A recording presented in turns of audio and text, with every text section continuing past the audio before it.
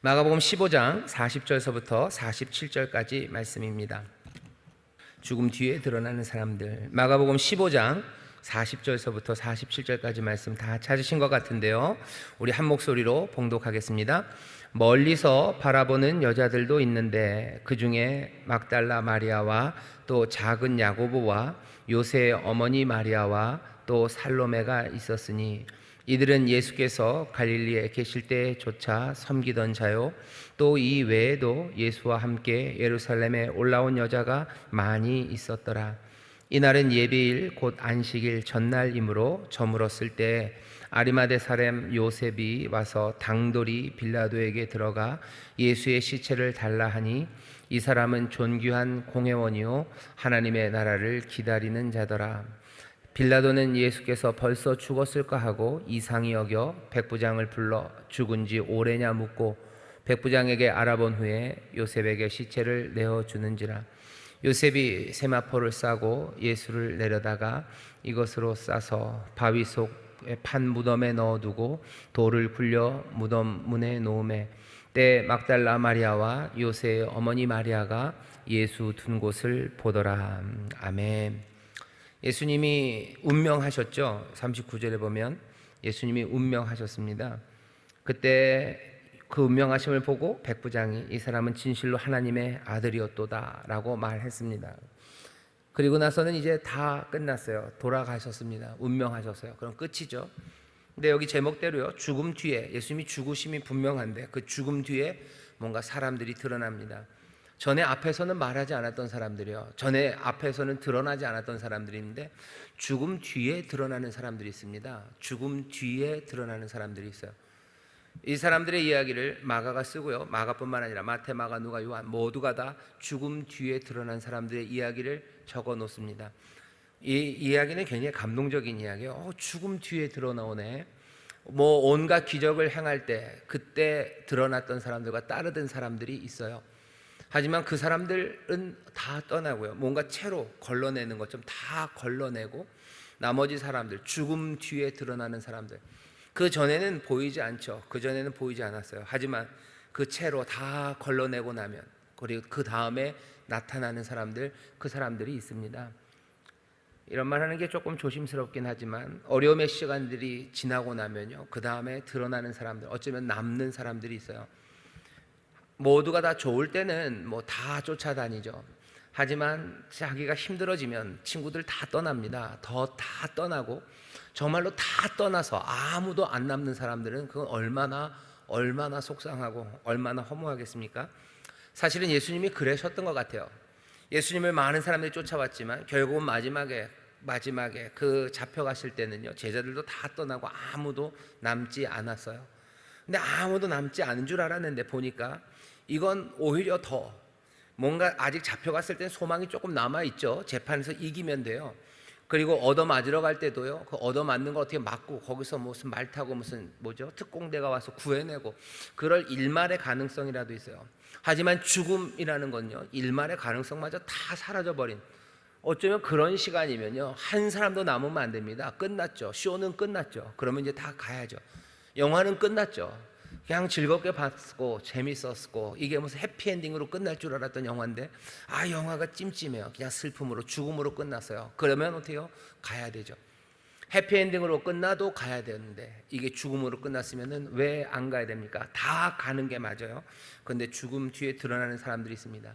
말이 안 되는 것 같지만 이 말이 안 되는 것들이 우리의 현실에도 있습니다. 다 망해버린 사람, 그 사람 옆에 남는 사람들이 있습니다. 이상하게 남는 사람들이 있어요. 여기 오늘 본문에 보면 죽음 뒤에 드러나는 사람들, 그 사람들이 누군지 우리가 한번 봐야만 합니다. 자, 음성 듣기 첫 번째 단락입니다. 우리 같이 읽어보겠습니다. 시작. 예수님께서 숨을 거두셨습니다. 하루가 저물어 갑니다. 이 모든 걸 멀리서 지켜보고 있는 여인들이 있었습니다.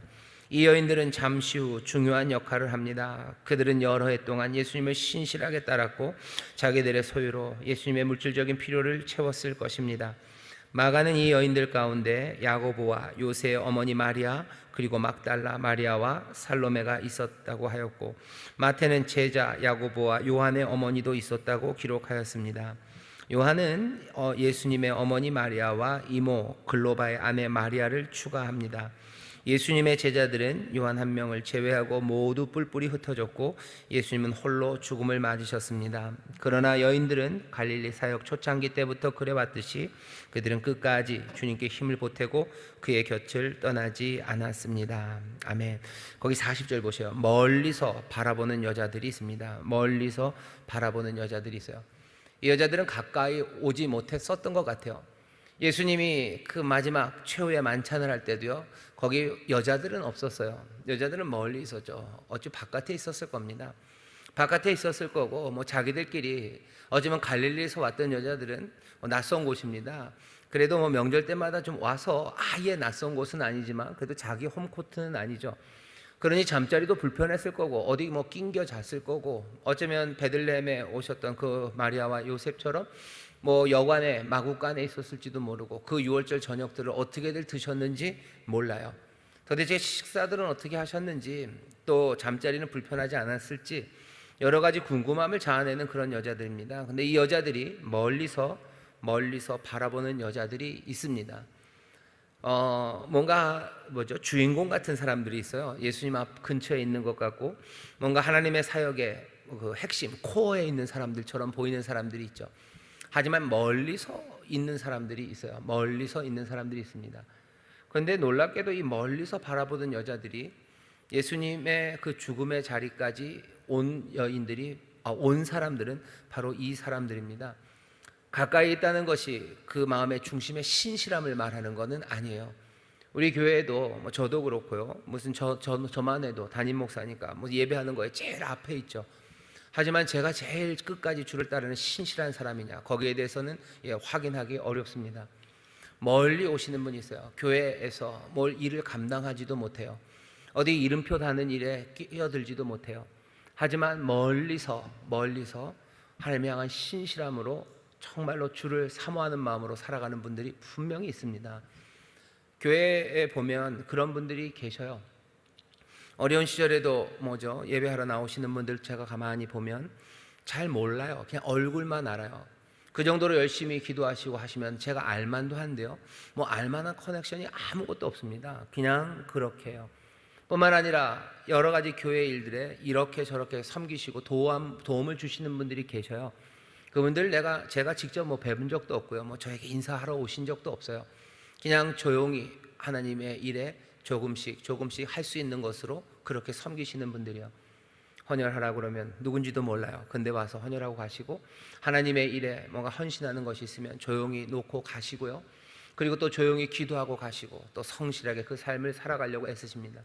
왜 앞으로 다가올 수 없는지 그건 잘 몰라요. 뭐가 가로막고 그 일을 할 수 없게 하는, 삶의 문제인지 아니면 성격 자체가 좀 그러신 건지 아니면 다른 아픔과 연약함이 있는지 그건 모릅니다. 하지만 멀리서 주를 분명하게 따르는 이가 있어요. 가까이 있었던 사람도 떠나가지만 멀리서 거리를 두고 있지만 떠나지 않는 사람들, 그 사람들이 있습니다. 그리고 게다가 뭐라고 그래요? 그 멀리 서 있었던 남아있던 사람들은 몽땅 다 여자들이었습니다. 몽땅 다 여인이에요. 남자는 하나도 없어요. 여기도 남자는 별로 없어요. 여인들만 계신데 남아있는 사람은 여인들이었습니다. 여인들이 있었어요. 여기 잘 보셔요. 40절 보시죠. 멀리서 바라보는 여자들이 있는데요, 그 중에 막달라 마리아, 또 작은 야고보와 요새 어머니 마리아, 또 살로메가 있었대요. 여자들이 요 셋만 있었던 건 아닙니다. 여자들이 있었어요. 근데 마가는 요 세 사람의 이름만 적은 겁니다. 그래서 복음서마다 다른 이름이 있는 이유예요. 이 마태는, 또 누가는, 요한은 거기 있던 여자들의 이름을 똑같이, 네 복음서가 똑같이 쓰지는 않아요. 자기들이 말하고 싶은 여자들, 기억에 남는 인상적인 그 사람들 이름만 적어 놓은 거죠. 그러니 아마도 이것보다도 좀 더 많은 여인들, 그렇다고 수천 명의 여인들이 모여있지는 않았을 겁니다. 이거보다는 많은 여자들이 있어요. 그러니 그 복음서에 어느 복음서에도 이름이 기록되지 않은 다른 여인들도 있습니다. 이 여자들은 멀리서 예수님을 보고 있어요. 이 사람들이 어떻게 살아갔는지에 대해서 우리가 기록으로 가진 건 없습니다. 많은 우리는 알고, 그 정도로 거기 여인들이 있었다는 걸 알고, 이 여인들의 삶의 구체적인 것을 아시는 이는 주님이시죠. 그리고 하나님이 아십니다. 내 아들이, 내 독생자가 십자가에 달려 돌아갈 때 그 멀리서 지켜보던 여인들, 그 사람 압니다. 장례가 나면 뭐 거기에 방명록에 이름들을 쓰죠. 얼굴을 보이기도 하고요. 얼굴을 보아도 기억 못할 수도 있으니까 또 내가 왔다 갔다 하고 이름을 써요. 어떻게 보면 좀 이상하기는 하지만 나중에 그 상주죠. 상주가 그것들을 쭉 봅니다. 누가 오셨다 가셨는지 쭉 봐요. 그리고 어떤 때는 뭐 담례로 전화도 하고 아니면 편지를 써서 오셔서 감사하다고, 뭐 오셨는데 잘 맞아들이지도 못했지만 오신 게 정말 위로가 됐고 또 우리가 더 잘 살 거라고 감사하다고 편지를 보냅니다. 왜냐하면 상중에 온 사람들이 고맙죠. 감사하죠. 하나님, 자기의 아들이 십자가에 달려 돌아가는 그 자리, 예수님의 죽음과 고난의 그 길에 함께 한 사람들, 그 사람들을 잊으실 리가 없습니다. 여기에는 기록되어 있지 않아요. 하지만 하나님은 잊지 않으셔요. 하나님의 방명록에 다 있죠. 그 중에 기록될 만한 사람들만 복음서에 적어 놨지만 하나님은 그 모든 여인들, 그 여인들을 다 아십니다. 이 여인들은 어디서 왔던 여인이냐면요, 갈릴리에서 섬기던 여인들이요. 처음서부터요. 예수님이 갈릴리에서 사역을 시작하실 때부터 따라왔던 정말로 신실하고 충성된 여인들이고요. 거기에 더해서 예루살렘으로 함께 올라온 여인들이라는 표현으로 그 이후에라도 쫓아온 여인들이에요. 갈릴리에서도, 그리고 또 그 나중에 예수님을 함께 예루살렘에 오는 그 길에 섞여 있던 여인들, 어쩌면 먼저 믿었던 여인들, 그리고 나중 믿었던 여인들, 이 모두가 구별 없이 예수 믿은 사람이 다 온 건 아닙니다. 하지만 그렇다고 해서 갈릴리에서의 여인들만 온 건 아니에요. 예루살렘에서만 온 건 아닙니다. 갈릴리와 예루살렘 온 땅에서 예수를 믿은 사람들, 그리고 예수님을 섬기고 따르던 그 여인들, 그 충성된 이들이 끝까지 남아 예수님을 바라보고 있습니다. 남아있는 여인들이 있어요. 죽음 뒤입니다. 죽었으면 가야 돼요. 근데 가지 않는 사람들이요. 이 여인들이 도대체 어떤 여인들인지 우리가 조금은 알아가야 합니다. 소망이 다 끊어진 것 같은데도요, 떠나지 않는 사람들이 있어요. 이거는 이제 끝이다 라고 하는데도요, 끝까지 남아있는 사람들이 있어요. 그냥 성격 탓인가 보다, 쟤들은 포기할 줄 모르네, 쟤들은 뭐지, 제정신인가 싶은 사람들이죠. 그런데도 남아있는 사람들이 있습니다. 그 사람들이 누군지 보시고 분명히 하나님이 이들을 기억하시고요, 그리고 교회가 또 하나님의 역사가 시작될 때 이 여인들의 믿음이, 그리고 이 여인들의 그 끈질긴 소망이, 어쩌면 절망, 끝이라고 생각하는데도 그 너머를 기대하는 그 마음들이, 모든 것들을 다 알지는 못해요. 청사진처럼 이 이후에 뭐가 이루어질 거다 다는 아니에요. 하지만 뭔가를 기대하는 사람들이죠. 이건 뭔가를 기대해야 돼요. 그리고 뭔가 다른 소망이에요. 세상의 소망과는 다릅니다. 세상의 약속과는 달라요. 그냥 믿음이라고 얘기하는 뭔가가 이 사람들 안에서 그냥 꿈틀거리고 있는 거죠. 그러니 떠나지 못합니다. 그리고 또 동시에 뭐요? 사랑이죠. 예수님께서 베푸신 놀라운 은혜에 대한 사랑입니다.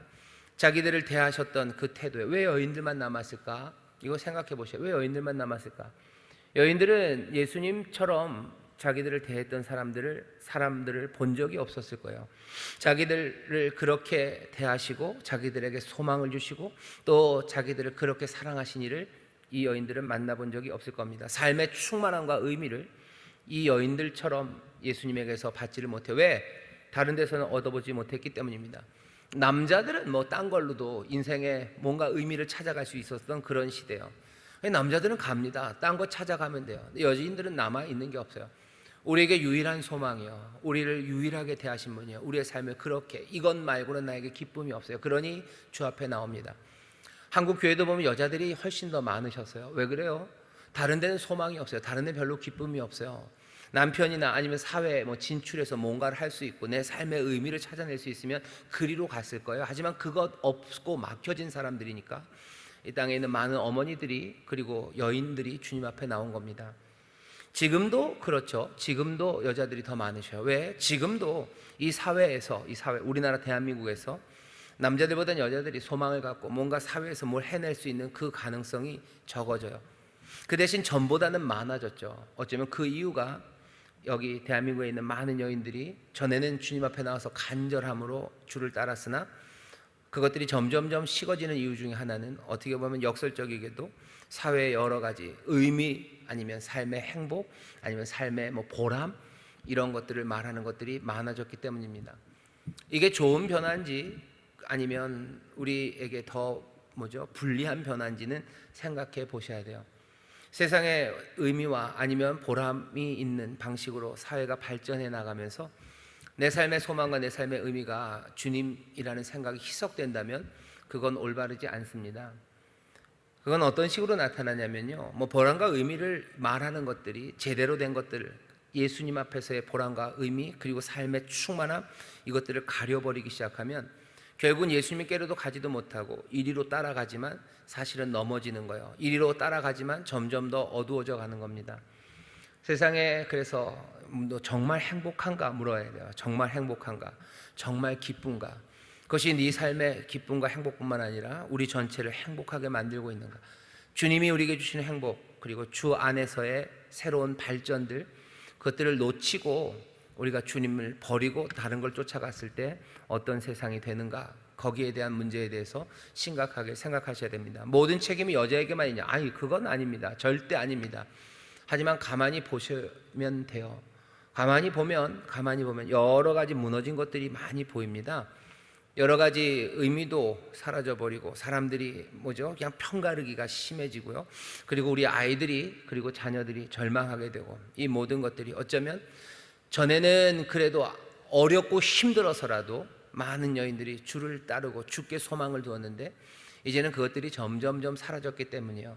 그게 점점 더 막혀지고요, 점점 더 덜합니다. 그러니 하나님이 생각하시는 정말 복된 곳, 그리고 복된 삶의 변화들, 그 발전들이 사라지고 있는 것 아닌가 하는 생각들이 듭니다. 남아있는 건 여인들이었어요. 여기 우리 여자 구역자님들이 많으니까 제가 드리는 말씀입니다. 남아있는 사람들은 여인들이었습니다. 갈 데가 없었기 때문이에요. 사실은 갈 데가 없어요. 갈 데 없고 다른 데서는 내 삶의 의미와 충만함을 찾을 수 없고 이것 하나 붙잡고 왔는데 그게 닫혀버리면 남자들은 어디로 떠나가지만 여자들은 갈 곳 없습니다. 그냥 거기에, 그러니 그냥 못 박힌 것처럼 거기에 그냥 서 있을 뿐이죠. 망연자실이죠. 이게 뭔가 싶은 마음도 있어요. 사랑하는 마음, 망연자실, 그리고 그 충성심, 그 모든 것들이 합쳐져서 이 여인들로 하여금 거기에 서 있게 하는 겁니다. 우리 구역장님들, 여자 구역장님들 많으셔요. 남자들이 많아져야 되는 거 맞아요. 남자들이 좀 많아지고요, 교회에 남자들이 와야 되는 거 맞습니다. 그 사람들이, 그이들이 하나님 앞에 더 충성하고 더 눈물로 기도해야 되는 거 맞아요. 하지만 대대로 그 일이 아마 여자분들이 삶에서 뭔가 사회에서 하는 역할들이 많아지고요, 남자들이 그것들 다 없어지면 어쩌면 그때는 훨씬 더 남자들이 교회에 많이 올 겁니다. 하지만 그때까지는 꽤나 시간은 걸릴 거예요. 여인들, 여자들 지금도 힘들고 어려움이 많습니다. 내가 찾아야 되는 건 많지만 그래도 여전히 진리 앞에 더 가까이 갈 수 있는 기회라고 생각하시고, 또 내 삶에 제대로 된 충만함이 그리고 의미가 주님께 있음을 우리 여자들이 다시 한번 더 확인하고 붙잡으셔야 됩니다. 그래야 아마 그 일을 통해서 하나님께서 더 좋은 일을 이때도 그렇고요, 지금도 그렇게 이루어 가실 겁니다. 구역장님들, 내가 할 게 없어서 여기 와 있는 사람이다 라고 생각하지 마셔요. 분명히 사회는 그렇습니다. 여인들이 할 것들이 많이 닫혀져 있어요. 하지만 내가 할 게 없어서 여기, 아니요, 하나님께서 은혜 앞에 나를 부르신 거예요. 오히려 나를 통해서 우리의 어쩌면 이 눌려있는 이 상황을 하나님이 은혜로 바꾸실 것들을 기대하셔요. 그게 어쩌면 하나님의 일을 이루어가는 방법이고요, 내 삶에 대해서 자괴감으로 짓눌리지 않고, 지난번에 설교했던 그 얘기입니다. 그리스도를 위하여 내가 고난받는 거예요. 그리스도를 위하여 내가 여자들이 세상에서 조금은 무시당하고 여자들이 길이 막혀 있는 것, 어려운 고난이죠. 그 일들을 그냥 내가 당한다라고 생각하지 마시고요, 그리스도를 위하여 내가 그 일 앞에 서 있어요. 내가 그 일을 그리스도를 위하여 감당할 거예요. 그리고 그리스도께 소망을 두고 나는 그리스도를 바라보며 나는 함께 할 겁니다. 그게 내 삶도 새롭게 할 거고, 그리고 다른 모든 이들, 내 남편들, 남자들, 그들의 삶을 복되게 할 거라고 생각하셔야 돼요. 요즘 페미니즘 그래가지고 남녀 젠더 갈등 이런 거 합니다. 젠더 갈등 하는데 예수 믿는 사람들은 젠더 갈등에 대해서 어떻게 생각하셔야 돼요? 분명히 남자와 여자가 다르다는 거, 그거 모르면 안 돼요. 그러니까 뭐 생물학적으로 다르다는 게 아니고요. 사회적으로 다른 대접을 받고 있고 또 역사적으로 다른 대접을 받고 왔다는 거, 그거 모르면 안 돼요. 여자들이 손해본 거 많고 희생한 거 많습니다. 물론 남자들도 뭐 할 말은 있어요. 뭐 희생한 거 있고 뭐 그래요. 하지만 이거에 차이가 있다는 건 분명해요. 그러면 그리스도인들은 이 젠더의 갈등을 어떻게 생각해야 돼요?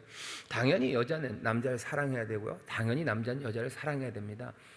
여기에 이 갈등을 어떻게 해결합니까? 사랑이, 은혜가 해결하는 거예요. 어떻게? 더 많이 사랑하는 거죠. 여자들은 남자들을 더 많이 긍휼히 여기고 더 많이 사랑해야 되는 거고, 남자들은 또 여자들을 더 많이 사랑하고 더 긍휼을 베푸고 주님이 우리에게 주신 것처럼 그렇게 희생하며 돌봐야 됩니다. 그게 해결이지. 여태까지 있었던 것들을 내가 몫을 찾고 누군 네 몫은 이거고 내 몫은 이거고 그거 찾아서는 이 갈등이 해결되지 않아요. 늘 갈등과 문제에 대한 해결은 사랑하라고, 소망으로 사랑하라고, 신뢰함으로 사랑하라고 우리에게는 그 대답을 주셨어요. 뭐 기독교 안에서도 요새 뭐 페미니즘, 뭐 젠더 여기에 대해서 말들을 많이 하는데요. 여자들 향해서 뭐라고 얘기해야 됩니까? 남자들 더 많이 사랑하고 긍휼히 여기라고 얘기해야 돼요. 남자들은 여자분들 더 많이 사랑하고 더 많이 희생하고 더 많이 은혜를 베풀고 그렇게 얘기해야지 이 문제가 해결되는 거지. 네 목 내 목 따지기 시작하고 거기에서 뭐 어떻게 이걸 해야 되나, 그거는 어렵습니다. 물론 어떻게 사랑할지에 대해서 논의를 해야 돼요. 하지만 기본적인 자세는 그 사랑의 태도입니다. 남아있는 여인들이 있어서요. 어려워서 남았고 소망이 없어서 남았고 뭐가 없어서 남았지만 분명히 제가 믿는 것은 이 십자가 앞에 있었던 이 여인들 기도하고 성령 충만했을 때 누구보다도 더 많이 사랑하고요, 누구보다도 더 기뻐하고 그리고 평안을 누리는 그런 사람들이 되었음이 분명합니다. 남아있는 여인들, 주님이 이 사람들을 기억하고 바로 이 여인들이 교회를 세우고 끝까지 이제껏 예수님을 섬겼고 따랐던 것처럼 앞으로도 예수님을 따르며 예수님을 섬기는 사람들이에요. 여기에 기쁨이 있음을, 그리고 여기에 회복이 있음을, 그냥 내 만족이 아니라 모두에게 복이 되는 그 삶으로 우리를 부르셨음을 다시 한번 기억하는 우리 여인들 그리고 구역자님들 되시기를 주의 이름으로 축원합니다. 위대한 삶을 꿈꾸셔요. 내 아픔과 내가 눌리고 내가 손해보고 내가 여지껏 무시당했어요. 그러니 어떡합니까? 내가 다른 사람들을 더 복 있게 할 거예요. 내가 내 삶에 하나님의 은혜를 채우시고 내가 모든 이들에게, 더 많은 이들에게 그 경계들, 담들을 넘어서 내가 더 사랑할 거고요. 그 위대한 삶을 향해서 나를 부르셨다고 믿어야 됩니다. 그리고 그거 소망하셔야 돼요. 우리를 그렇게 부르셨습니다. 이런 사람들은 세상에 없어요. 그리고 이렇게 말할 수 있는 사람도 없어요.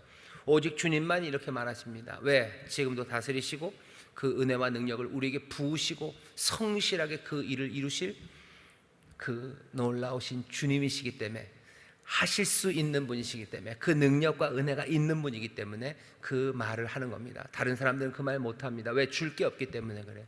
줄 게 없으니 말 못합니다. 줄 게 없으니 네가 알아서 하라 그러는 거예요. 하지만 주님은 그렇게 얘기하지 않으시죠. 모든 은혜에 부족함이 없어요. 능력에 부족함이 없어요. 우리를 끈질기게 그 위대한 삶으로 이끌어내시고 함께 동행하실 거예요. 떠나지 않으시고 이루실 거예요. 그러니 우리에게 말합니다. 우리 구역장님들 기죽지 마시고 내 아픔 때문에 난 모난 삶을 살 거라고 미리 작정하지 마시고 위대한 삶을 살게 하실 거예요. 아들의 형상을 갖게 하실 겁니다. 세상에 있는 모든 문제에 대해서 내가 답을 내놓는 거 아니에요. 주님이 답을 주셨고, 아니 이미 해답이 되셨고 우리로 그 해답으로 살아갈 수 있도록 우리를 부르셨습니다. 대한민국에 있는 모든 문제를 우리가 다 해결하냐? 어떤 의미에서는 우리가 다 해결해요. 해결할 모든 능력은 어디 있냐? 니네들한테 있냐? 어떤 의미에서 우리 가운데 있습니다. 왜냐하면 우리가 주가 우리 안에 있기 때문이에요. 이 소망을 놓치면 우리는 하나님의 나라 백성으로 보내심 받은 사람으로서의 사명, 그것들을 잃어버리는 겁니다. 너무 힘들지 않습니까? 아니요, 힘들지 않게 하신다고 하셔요. 그리고 그것 아니라면, 그렇게 살아가는 삶이 아니라면 삶의 의미가 도대체 뭐가 있을지 없습니다.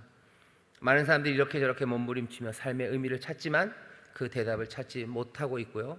여전히 주님이 우리에게 보이신 생명의 길, 그 길이 정말로 참되고 보람되고 아름다운 길입니다. 마음에 아픈 것 많고 기도할 일 많지만 하나님의 능력으로 새 역사를 이룰 것들을 기대하시는 그런 여인들로 십자가 앞에 서시기를 주의 이름으로 축원합니다. 옆에 있는 분들에게 얘기하시오. 우리가 남아있는 그 여인들입니다. 우리가 남아있는 그 여인들입니다. 아멘, 아멘. 우리가 남아있는 그 여인들이요. 어쩌면 지금 요 그림이 더 분명해집니다. 지금도 남아있는 사람들이에요. 지금도 소망으로 선 사람들입니다. 지금도 뭔가 구역 예배를 드리려고 애쓰며 남아있는 여인들입니다. 갈릴리에서부터 왔고 또 예루살렘에 함께 왔어요. 교회가 세워질 때부터 수고하셨고 이제 또 막 하나님의 일에 함께 부름받은 그 여인들이 십자가 앞에 서서 지금도 모든 것이 끝났다 싶은 이곳에도 주를 바라보며 서 있습니다. 자, 남아있는 여인들이었습니다. 남아있는 것은 여인들이었어요. 안식일 전날입니다. 우리 다음 달라 같이 읽어볼까요? 시작.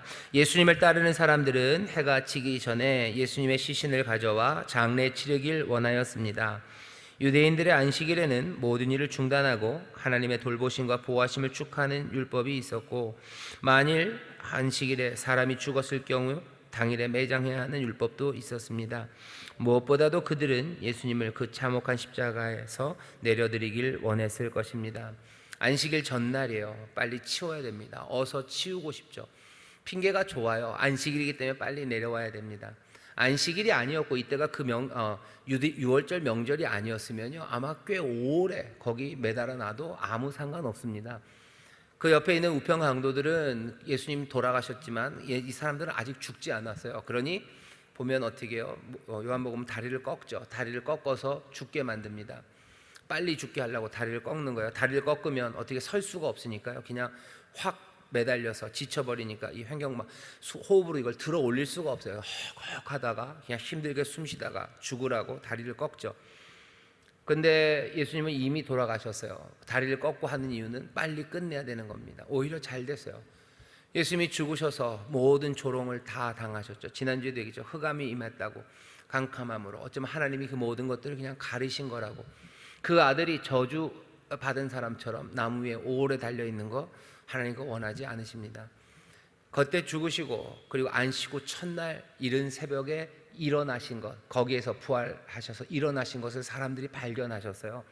얼마나 오래 죽어 있었을까? 아마 하나님이 생각할 때는 가장 짧은 시간, 가능한 한 가장 짧은 시간입니다. 사흘 만에 부활하셨다고 그래서요 24 곱하기 3, 그래서 72시간 만에 부활하신 거 아닙니다. 어떻게 아주 짧게 잡자면요 예수님께서 돌아가시고 그냥 있으신 시간이 어쩌면 24시간 조금 넘었을 수도 있어요. 금요일 날 3시쯤, 낮 3시에 돌아가셨으니까 토요일 날 3시에 일어나진 않으셨을 거예요. 그리고 그 안식일이 지나고 나서 아마 그 밤, 아마 토요일 밤쯤에 부활하셔서도 문제는 없습니다. 왜? 발견한 건 주일날 아침이기 때문이에요. 주일날 아침에 갔을 때 그때 예수님이 부수수 일어나신 거 아니거든요. 이미 일어나셨어요. 어떤 데 보면 벌써 다 잘 정리하고 떠나셨어요. 언제 떠나셨을까? 모르죠. 그 언제 떠나셨을지 모릅니다. 문이 열린 걸 발견한 건 안식이 지나고 첫 이른 새벽이니까 그 전쯤 어디죠. 쭉 땡겨가면요 그냥 밤의 시간이라고 따지면 어쩌면 토요일 밤 깊은 밤에 일어나셨을 수도 있어요. 그러면 채 30시간이 안 될 수도 있는 그런 시간이에요. 사흘 만에 일어나시지만 어쩌면 가장 짧은 사흘입니다. 가장 짧은 사흘 동안에 있으셨다가 일어나십니다. 예수님 십자가에 오래 있는 거 그거 누구도 좋지 않아요. 무덤에 오래 계셔야 될 이유 없어요. 무덤에 계시다가 아니요 가장 짧은 시간에 일어나십니다. 안식일 전날이니 어서 내려드리고 싶어요. 어서 내려드리고 싶습니다. 당연하죠. 당연합니다. 예수님이 고난당하시고 그리고 십자가에 달려가시으나 거기에 누가 그걸 거기다 계속 두고 보고 싶어 합니까?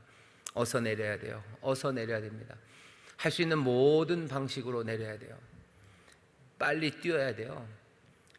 전에 한번 설교를 했었는데 요한복음에 보면 거기 아리마대 요셉도 나오고요. 그리고 니고데모도 나옵니다. 그날 니고데모 엄청 바빴어요. 흑암이 깊었던 그 밤에 뛰어가는 거죠. 빌라도에게도 뛰어가고, 아리마대 요셉은 빌라도에게로 뛰어갔다 왔다 하고, 백부장들 붙잡아서 데려왔다 하고, 또 니고데모는 그 향들 구하고 세마포 구하러 이리저리 달려갑니다. 세마포가 조금도 아니에요. 그리고 또 그 기름이 작은 양도 아니에요. 그거 구하려고 예루살렘으로 들어갔다 나갔다 하면서 그 기름들을 지고 메고 그러고 해지기 전까지 이때가 보통 뭐죠? 춘분 지나고 났으니까 해는 6시에 질 겁니다. 3시에 돌아가시고 6시면 깜깜해요. 그 전에 끝내야 돼요. 그 전에 내려야 되고 그 전에 싸매야 되고 뭐라도 해야 됩니다. 뭐 동굴 치워야 되고.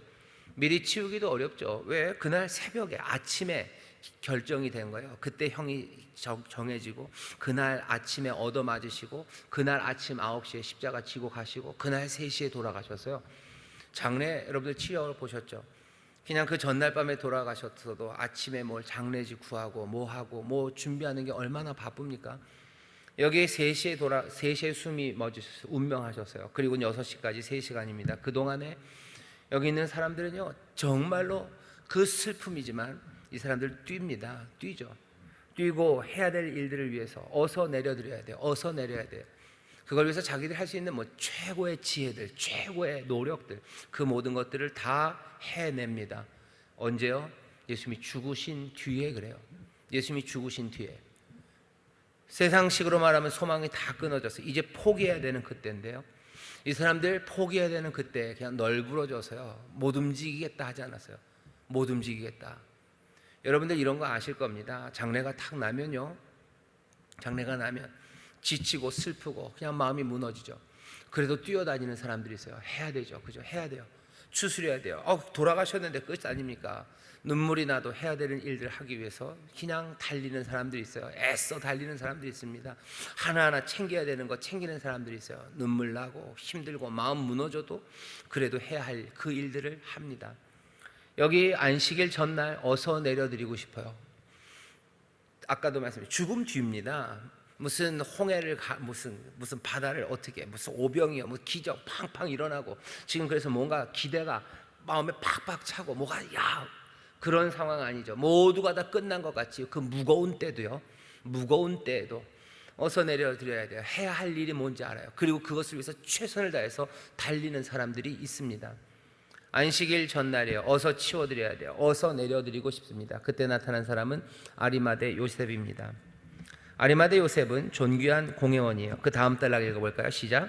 이때 산헤드린 공회원인 아리마대 요셉이 빌라도에게 나아가 예수님의 시신을 거두게 해달라 청하는 모습을 볼 수 있습니다.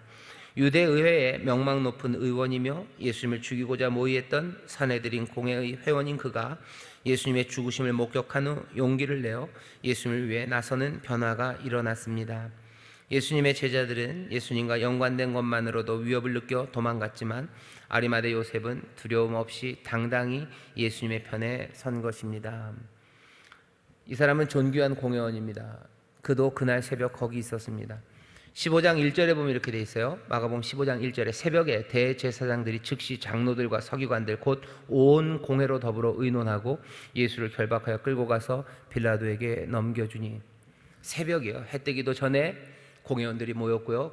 그도 그날 새벽 거기 있었습니다. 존귀한 공회원이요. 예수님을 빌라도에게 넘겨줄 때 그 재판이 있을 때 그 의논이 있을 때 아리마대 요셉은 거기에 있었습니다. 아리마대 요셉이 손들고 그럴 수 없다고 얘기했던 기록이 없어요. 이때까지도 요셉은 그냥 아무 말 못했던 사람입니다. 존귀하고 또 부자입니다. 하지만 그날 새벽 거기서 아무 말도 하지 못했습니다. 오늘 본문을 보면 그는 존귀한 공회원이래요. 그리고 또 그는 하나님의 나라를 기다리는 사람입니다. 존귀한 공회원 그리고 하나님의 나라를 기다리는 사람, 이 사람은 그날 새벽 거기 있었지만 아무 말도 못했는데 오히려 예수님이 죽고 나니까, 예수님이 돌아가시고 나니까요, 어떻게 당당하게 말하기 시작합니다. 이게 뭘까요? 이게 뭘까? 어쩌면 예수님의 죽으심이 그 마음에 불을 당기는 사람들이 있어요. 여러분 그런 거 영화들 보시나요? 전쟁 영화 같은 거 보면 전쟁이 막 이루어지고 있을 때는 겁나고 떨려요. 내 친구가 여기 사랑하는 친구가 하나 있습니다. 이 친구가 막 위험에 처져도 내가 어떻게 할 수가 없어요. 이 친구 하나 고립돼서 저기 있는데 내가 구하러 못 갑니다. 그 나무 뒤에 근처에서 혼자 있어요. 뭐 어떻게 하나 어떻게 해야 되나 떨고 있어요. 그런데 꼼짝도 못하죠. 그러다가 이상하게 내 그 친구가 총 맞아서 콱 쓰러져서 죽게 되면요, 그러면 얘가 일어납니다. 그 친구 죽고 나면 죽는 거 보면 나는 그냥 달라져요. 그리고 그냥 달려가죠. 그 나무로 달려가서 끌어안아요. 총알이 빗발치는데 끌어안는 것을 포기를 하질 않죠.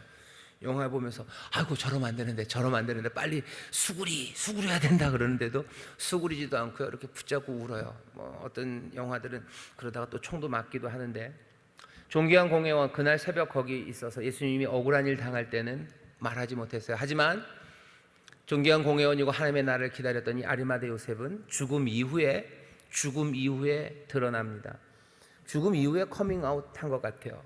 죽고 나니까 커밍아웃해요. 내가 해야 될 일들을 하며 나옵니다. 당돌하게 빌라도에게 요구합니다. 이건 뭘까 하는 거죠. 예수님의 죽으심 이후에 죽으심을 보고 달라지는 사람들이 있어요. 소망이 없는 것 같고요, 미래가 없는 것 같은 그 시간에 오히려 담대해지는 사람들이 있습니다.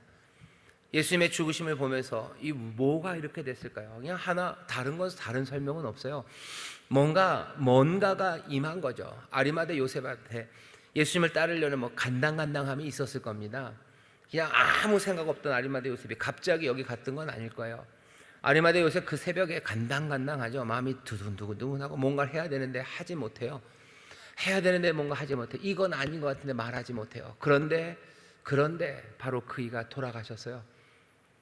그러면 두 갈래로 확 갈라지는 거죠. 마음이 훅 접혀지는 사람이 있고요, 여기에서 나는 이건 아니에요, 이럴 수는 없어요 하는 생각이에요. 이럴 수는 없어요 하는 그 생각이 어쩌면 세상의 길과는 다른 하늘에서 오는 방식이라면, 거기 이럴 수는 없다는 생각에 불을 지피면서 내려오시는 성령의 깨닫게 하시며 마음의 감동입니다. 성령님이 우리에게 그렇게 감동하셔요. 그 감동이 아리마대 요셉에게 있었기 때문에, 뭔가가 있었기 때문에 여기 요셉은 당돌하게 빌라도에게 나간 겁니다. 세상이 어려워지면 일어서는 사람들이 있어요.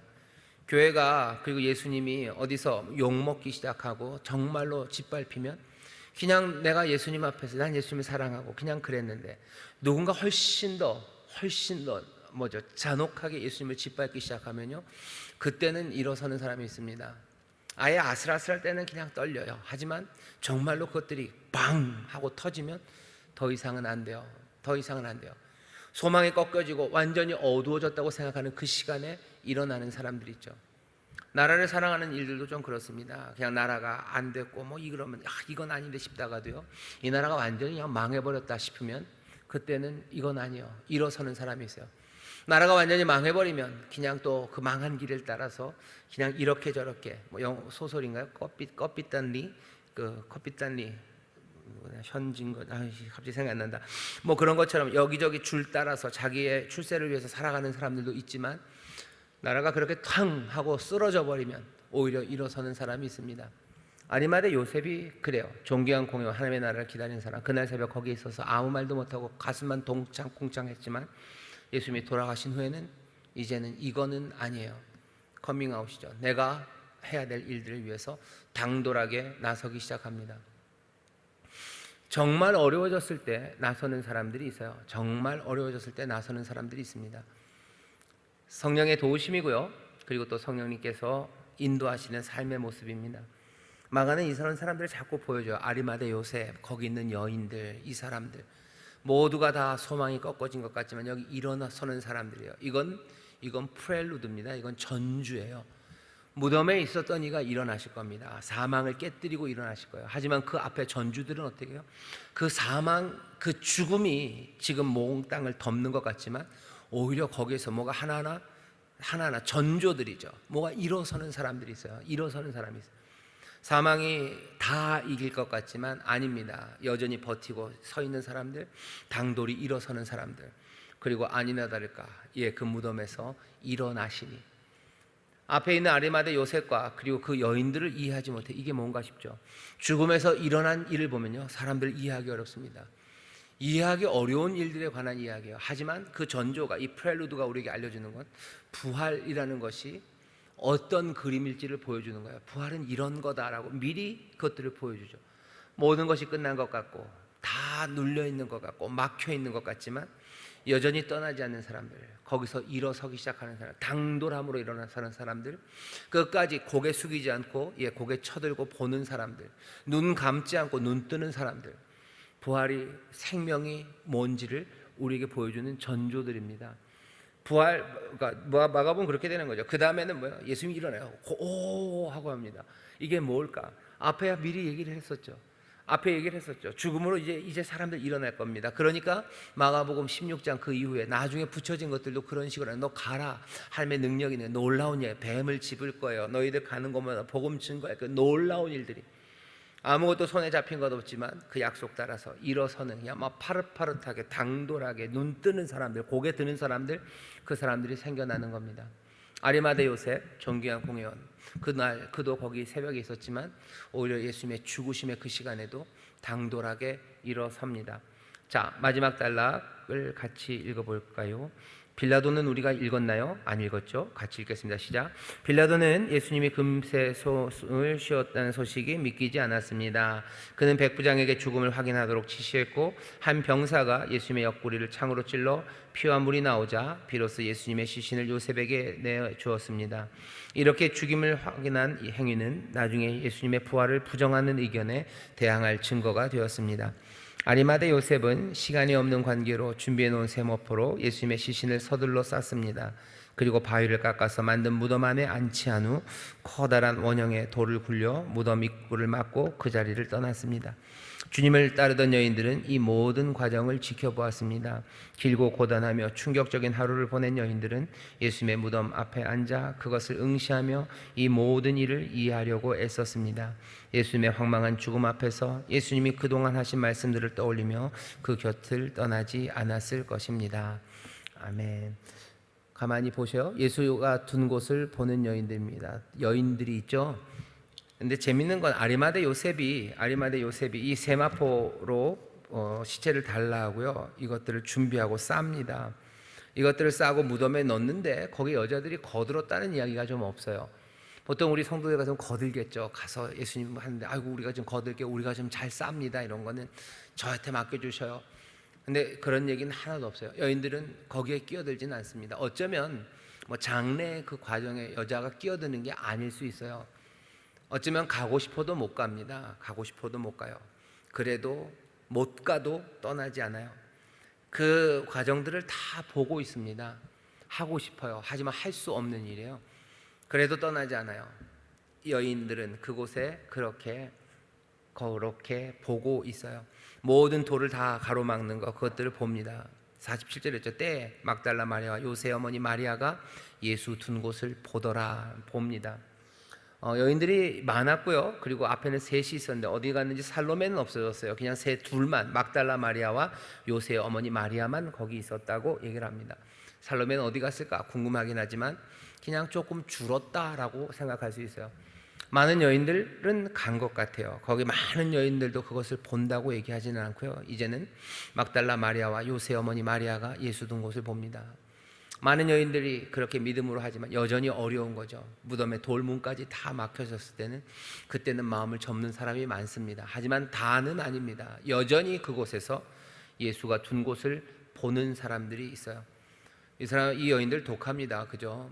차마 볼 수가 없을 텐데 이 여인들은 거기를 보고 있어요. 그냥 어떻게 망연자실 멍하게 보고 있는 건지 도대체 이 여자들은 거기서 뭘 보고 있는지 그게 궁금합니다. 돌문으로 닫힌 무덤을 봅니다. 지쳤죠. 그리고 받아들이기 어려워요. 아마 붙잡고 울기에도 지쳤을 거고 그 문이라도 붙잡고 울고 뭐 거기에서 뭐 돌문을 두들기고도 싶을 것 같은데 이 여자들은 봅니다. 지쳤을까? 아니면 이 죽음이라는 걸 받아들이기 어려웠을까? 어쩌면 우리가 할 수 있는 일은 아무것도 없지만 도대체 할 수 있는 일은 뭘까? 그러면서 여인들이 하는 건 봅니다. 보고 있어요. 이 여인들은 봅니다. 이게 굉장히 중요한 것 같아요. 할 수 있는 일이 없죠. 그래도 이 여인들은 봅니다. 우리가 그런 찬송 많아요. 우리의 믿음의 주 우리가 본다고 그러죠. 우리가 믿음의 주를 봅니다. 할 수 있는 일 없고요. 그리고 어디로 가야 할지 몰라요. 그래도 우리는 주를 봐요. 주님을 봅니다. 고개를 들고 봐요. 깜깜하고 막혀있고 그냥 그 돌문 가려져 있는 것 같지만 우리는 그건 넘어 주님을 봅니다. 주님을 보죠. 이 여인들은 지금 예수님을 보고 있어요. 그 무덤을 보고 그건 넘어서를 보려고 애를 쓰며 봅니다. 그 뒤에 16장을 가면 이 여인들은 정말 봅니다. 그 부활의 자리 빈 무덤을 봐요. 그리고 그 보는 일들은, 무덤을 보는 것도 사실은 황당한 일이에요. 하지만 빈 무덤을 보는 일도 황당합니다. 무덤을 보는 것도 두려운 일이에요. 그리고 빈 무덤을 보는 것도 두려운 일입니다. 둘 다 황당하고 두렵지만 색깔은 좀 다르죠. 색깔은 좀 다르죠. 예수님을 보는 사람들, 어떤 때는 탄식과 그리고 눈물로 주를 봅니다. 주께서 행하신 놀라운 일을 보며 또 주님을 봐요. 여기 예수 둔 곳을 보는 여인들처럼, 막달라 마리아, 요새의 어머니 마리아처럼 우리 인천수목의 모든 구역장들, 특별히 여기 모여있는, 그리고 또 영상으로 함께 참여한 우리 구역장들이 예수님을 끝까지 보는 사람들이 되기를 바랍니다. 눈 들어 주를 보는 거예요. 눈 열어 보는 거예요. 성령님이 우리를 도우시는 거, 은혜가 우리에게 행하시는 거는 우리의 눈을 여셔서 우리로 주님 바라보게 합니다. 그런 찬송 많아요. 주를 보게 하소서, 거기까지 하겠습니다. 주를 보게 하시죠. 주님을 보며, 그래도 다행인 건 막달라 마리아가 혼자 여기에 있는 게 아니고 요새 어머니 마리아라도 같이 있는 게 참 좋아요. 함께 서서 주를 봅니다. 16장을 보면 그렇게 돼서 안식일이 지나면 막달라 마리아와 야고보의 어머니 마리아, 그리고 또 살로메, 여긴 살로메가 옵니다. 살로메가 좀 바빴나 봐요. 살로메가 가서 예수께 바르기 위한 향품을 사다 두었다. 안식 후 첫날 매우 일찍 해돋은 후에 그 무덤으로 가며 서로 말하되, 여기 함께 가는 여인들이 있죠. 그 세 여인입니다. 여인들이 함께 바라보고 있고요, 그리고 함께 주님께로 걸어가는 여자들이 있습니다. 이 모든 것들은 언제요? 죽음 뒤에 나타나는 일들입니다. 죽음 뒤에 이 일들이 일어나요. 부활의 전조들입니다. 죽음이 사람을 다 끝장낸다고요? 천만에. 예수님이 부활로 일으키신 그만큼은 아니어도요, 우리도 죽음이 끝이 아닌 걸 알아요. 죽음 뒤에 일어나는 사람들의 이야기를 압니다. 그렇게 성실한 사람들과 어쩌면 그렇게 강한 사람들, 어쩌면 그렇게 소망을 놓치지 않는 사람들의 이야기를 우리가 알죠. 이제 예수님께서 부활하심으로요, 그 소망에, 그리고 그 신실함에 불을 당기시는 거예요. 이것들을 하나님의 능력으로, 또 그 기름 부으심으로 더 불타오르게 합니다. 그러니 어떤 절망, 그리고 어떤 문제, 거기에서도 떠나지 않고 내가 해야 될 일을 위해서 달려가는 사람들, 끝까지 눈 들고 고개 들어서 주님, 그 소망을 바라보는 사람들, 그 부활의 생명으로 살아가는 사람들, 그 사람들을 우리는 기대할 수 있고요, 그리고 그 사람들을 또 우리가 지금 봅니다. 옆에 있는 분들 보셔요. 이 양반들이 누구예요? 그 마리아, 막달라 마리아, 요새 어머니 마리아, 그 살로메 같은 그런 여인들입니다. 한번 보셔요. 예, 보셔요. 그래 보이십니까? 네. 우리 인천수목의 모든 구역장들, 특별히 우리 여자 구역장님들이 정말로 죽음 그 뒤에 일어났던 그 여인들처럼, 또 아리마대 요셉처럼 그렇게 모든 소망이 끊어진 곳에서도 지치지 않고 은혜로, 그 성령의 도우심으로, 하늘의 신비함으로, 서로 격려함으로 함께 일어서서 보시고 또 달리시고 주께로 더 가까이 나가는 그런 성도들, 또 특별히 우리 구역장 되시기를 주의 이름으로 축원합니다. 한 걸음 내딛게 우리 같이 읽어볼까요? 시작. 예수님을 위해 용기를 내야 할 때가 있습니다. 예수님과 교회에 대해 억측과 오해로 비난의 이야기를 하는 사람들을 만나면 어떻게 하십니까? 슬그머니 동조하는 표정으로 거기에 머물러 있나요? 자리를 뜨나요? 주님을 향한 사랑과 주님을 위하는 용기는 우리에게 어떤 행동을 요구하실까요? 1번 얘기를 잘 보세요. 무덤 같은 때가 있어요. 예수님의 능력이 팡팡 나타나고요, 사람들이 하나님을 다 찬송하는 그런 자리, 예수님이 살아 숨쉬는 그 자리 말고 예수님이 무덤에 들어가신 것 같은 거죠. 하나님의 역사는 하나도 안 나타나고요, 거기에는 하나님을 찬송하는 소리도 없는 상황입니다. 그 앞에서 뭘 하냐죠. 슬그머니 떠나가냐, 아니면 그냥 멍하니 거기에 있냐, 아니면 주님을 향한 용기로 우리는 거기서 달리고 뭔가를 당돌하게 요구하고 있느냐 하는 겁니다. 사람들 만나고, 여러분들 동창들 만나고, 예수 안 믿는 사람들 만나고, 아니면 직장이나 일터에서 예수님에 대해서 온갖 이상한 억측들의 이야기를 해요. 예수님과 교회에 대해서 억측과 오해로 비난하는 이야기들을 합니다. 그 이야기들을 만날 때 무덤에 들어간 것 같죠. 아무 말씀 없으시죠. 정말로 거기에 예수 믿는 사람들의 약함과 못남과 그리고 모욕, 그것만 가득한 그곳에서 우리는 어떡하냐는 거죠. 그냥 슬그머니 동조하는 표정으로 그냥 고개를 언새 끄덕끄덕거리고 있는 건지, 아니면 그냥 조용히 자리를 뜨고 울면서 자리를 뜨는지, 아니면 주님을 향한 사랑과 주님을 위하는 용기로 어떤 당돌한 요구들 그리고 그 말들이 시작되는지, 그게 아니라고 말하는지, 당돌하게 내놓으라고 얘기하는지, 그리고 그곳에서도 소망으로 그 너머를 보며 사랑 가운데 뭔가 다른 이야기들 하는지 그거 보셔야 됩니다. 사람들이, 예수 믿는 사람들이 요즘 두려워하는 거는 뭐 그렇게들 얘기해요. 오해받을까봐 두려워한다고 그래요. 두려움이죠. 오해받을까봐 두려워하는데 도대체 뭘 오해받을까가 두려워할지 그걸 잘 모르겠어요. 뭘 사람들이 우리를 오해할까? 무슨 오해를 안 받으려고 두려워서 아무 말도 못할까? 분명히 두려움으로 살아가는 건 좋은 건 아닌데, 특별히 지금은 뭐 핍박을 두려워하진 않아요. 폭력적으로 예수 믿는다고 얻어 터지지는 않으시죠. 가끔 믿지 않는 가정에서 뭐 남편들이 그렇게 하는 경우가 있어도 뭐 사회에서 그냥 일터에서 예수 믿는다고 막 때려주고 막 이러진 않습니다. 아마 은근히 왕따시킬 거고, 아마 어쩌면 뭐 진급이나 아니면 뭐 그런 거에서는 빠지게 될 수는 있어요. 그래도 그렇게 폭력은 아니죠. 사람들에게 오해받을까 봐 두렵고, 거기에서 예수님 얘기하는 거 늘 두려워합니다.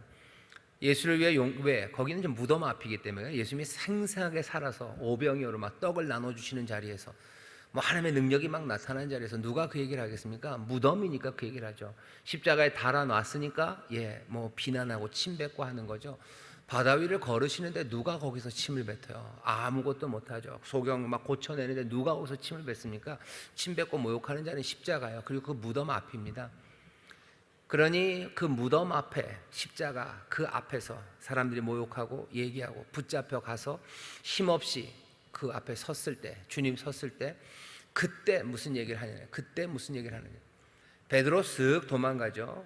거짓말하고 또 속이고 맹세하고 저주하고 자리를 떠나버립니다. 물론 떠나면서 울어요. 주님을 향한 사랑, 주님을 위한 용기, 그 무덤 앞에서, 죽음 뒤에서, 그 십자가 앞에서 우리는 뭐라고 얘기하는가? 거기 남아있는 여인들이 있어요. 거기서 계속해서 그것을 보는 이가 있고, 아리마대 요셉처럼 당돌하게 요구하고 거기서 달리는 사람들이 있습니다. 그러면 뭔가 티격태격 문제가 생길 것 같죠. 당돌함에 문제가 생길 것 같고, 거기 서서 계속해서 주님을 소망으로 바라보며 있다는 거, 그건 너무 어려운 일입니다. 한번 생각해 보시면 좋겠어요. 우리는 그때 어떻게 하는가?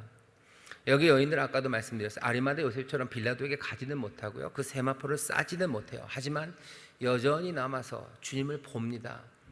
주님을 보는 그 여인들은요, 도대체 어떻게 거기에 서 있을까? 이 어려움의 자리에서 온갖 오해와 억측들 그리고 모욕의 말들이 난무하는 곳에서 우리는 서서 도대체 뭘 보고 있는가? 사람들을 보는 거예요. 오해받을까 봐 두렵다는 얘기는요, 사람들을 보는 거지 주님을 보는 건 아닙니다. 거기서 제가 꼭 싸우라는 얘기하는 건 아니에요. 적어도 여기 있는 이 믿음의 여인들이라면 이 여인들은 주님을 봅니다. 그 옆에 서서 주님을 보고 있어요. 주님을 봅니다. 아마 나타나는 방식은 뭐 사람들의 성품이나 아니면 성정 아니면 자기가 있는 위치 따라 그 흐르는 물이 좀 다르겠죠. 그 낙차에 따라서 뭐 폭포처럼 떨어질 수도 있고 그냥 완만하게 흐를 수도 있겠지만, 우리는 거기서 주님을 바라보며 있는지 아니면 세상을 보며 있는지 그건 봐야 돼요. 그 무덤, 그 돌 넘어 주님을 보고 있다면 그나마 다행입니다. 그 다음에는 성령께서 우리에게 인도하시는 대로 우리가 하게 하실 거예요. 어쩌면 눈물이 주르르 흐를 수도 있고요, 어쩌면 가슴을 치며 쓰러질 수도 있고, 아니면 아리마대 요셉처럼 담대함으로 당당히 요구할 수도 있고, 뭔가 해낼 겁니다. 하지만 세상을 바라보기 시작하면요, 거기에서 어쩌면 베드로처럼 다른 일을 하는 거죠. 예수님이 재판받으시는 그 자리에서요, 결국은 베드로가 도망가면서요 예수님을 보았다 그러죠. 예수님과 눈이 마주친 거예요. 그때서야 예수님을 본 겁니다. 예수님을 보고 예수님이 베드로를 봐요. 그러니 베드로는 울 수밖에 없죠. 그전에는 거짓말도 잘하고요, 막 저주도 폼도 잡고 잘 했었었는데 예수님과 눈이 마주 예수님을 보는 순간 다른 반응이 나옵니다. 울죠. 울며 도망가는 것만 해도 그나마 낫습니다. 울며 도망가는 것. 하지만 그냥 그 얘기를 들으면서 동조하고 그냥 그런가 보다 하고 아무 말도 하고 에이씨 그러고 지나가는 거, 그건 어쩌면 다시 한번 생각해 봐야 됩니다. 예수님과 교회에 대해서 억측과 오해, 그 비난의 이야기를 들어요. 우리가 분명히 잘못한 게 있다면 잘못한 것으로 들으면 됩니다. 하지만 예수님과 교회에 대해서 말도 안 되는 오해와 억측들, 그 말들이 나오고 또 그것들로 킥킥거릴 때 우리는 오늘 설교가 아니죠. 죽음 뒤에 무덤 앞에 우리가 서 있어요. 우리는 어떻게 해야 되는지 다시 한번 생각해 보시고, 그리고 거기에 성령의 도우심과 또 여러분의 믿음, 주를 사랑하시는 사랑, 그 가운데서 정말로 해야 할 그 일들을 해야 합니다. 조용히 얘기하셔야 돼요. 그게 아니다 라고 말해야 돼요. 그게 아니다 라고 말해야 돼요. 성령이 우리에게 지혜 주시길 기도하십시오. 성령이 우리에게 지식의 말씀을 주시길 기도하시고, 담대한 믿음 주시길 기도하시고, 우리의 입술에 예언의 말씀을 담으셔서 그 자리가 하나님의 진리를 말하는 자리가 되게 해달라고 기도하시고, 그것이 그들에게 뿐만 아니라 나에게도 유익이 되고 나에게도 생명이 될 것, 그것들을 여러분들 마음에 붙잡으셔요. 그렇게 증거하는 겁니다. 부담되죠. 그렇게 말하면 나중에 받을 여러 가지 핍박들, 그리고 차가운 눈초리도 부담되고, 그렇게 말하고 나면 이전보다도 훨씬 더 잘 살아야 될 겁니다. 훨씬 더 부담 가지고 사셔야 될 거예요. 그래서 요새는 뒤에 그 차 뒤에 뭐 예수님 믿는다고 그 표시들 다들 띄셨죠. 한때는 그거 다들 붙이고 다녔어요. 근데 하도 욕들을 많이 먹으니까요, 그것들 다 띄셨어요. 여전히 그거 붙이고 다닐 때는 어쩔 수 없죠. 내가 정말 운전 잘해야 되는 거고요. 운전 잘해도 욕합니다. 사실은 잘해도, 법규를 지켜도 욕하거든요.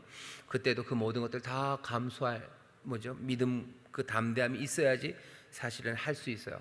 근데 그거 그래서 못하니까 다 띄인 겁니다. 요새는 차 뒤에다 그거 붙이고 다니는 사람 없어요. 진짜 한 30년 된 차는 붙어 있더라고요.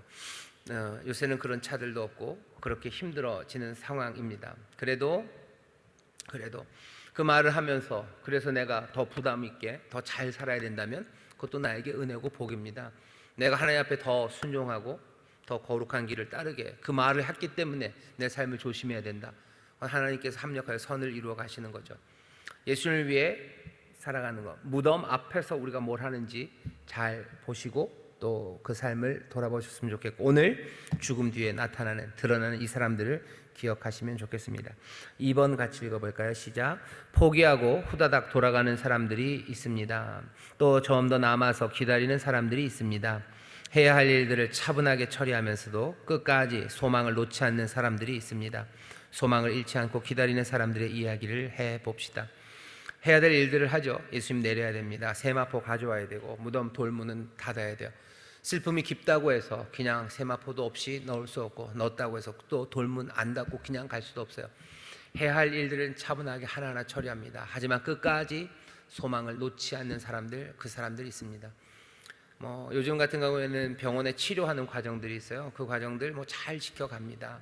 드레싱 해야 되면 드레싱도 잘 하고요.